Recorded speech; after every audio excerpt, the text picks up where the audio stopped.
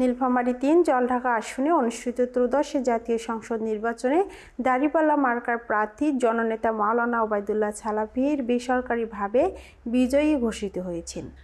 বৃহস্পতিবার রাতে জেলা রিটার্নিং কর্মকর্তা আনুষ্ঠানিকভাবে ফলাফল ঘোষণা করেন। নির্বাচন কমিশন সূত্রে জানা যায়, শান্তিপূর্ণ ও সুশৃঙ্খল পরিবেশে ভোট গ্রহণ সম্পন্ন হয়। দিনভর ভোটারদের স্বতঃস্ফূর্ত উপস্থিতি ছিল চোখে পড়ার মতো। আইনশৃঙ্খলা বাহিনীর কড়া নিরাপত্তার মধ্য দিয়ে ভোট গ্রহণ অনুষ্ঠিত হয় এবং কোথাও বড় ধরনের অপ্রীতিকর ঘটনার খবর পাওয়া যায়নি। ফলাফল ঘোষণার পর জলঢাকার বিভিন্ন এলাকায় মাওলানা ওবায়দুল্লাহ ছালাফির সমর্থক ও নেতাকর্মীদের মাঝে আনন্দের জোয়ার বইছে। তারা মিছিল, স্লোগান ও মিষ্টি বিতরণের মাধ্যমে বিজয় উদযাপন করেন।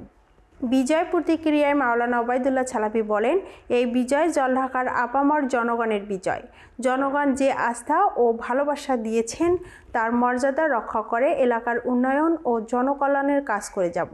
তিনি সকল ভোটার, নির্বাচন সংশ্লিষ্ট কর্মকর্তা এবং আইনশৃঙ্খলা বাহিনীর প্রতি কৃতজ্ঞতা প্রকাশ করেন।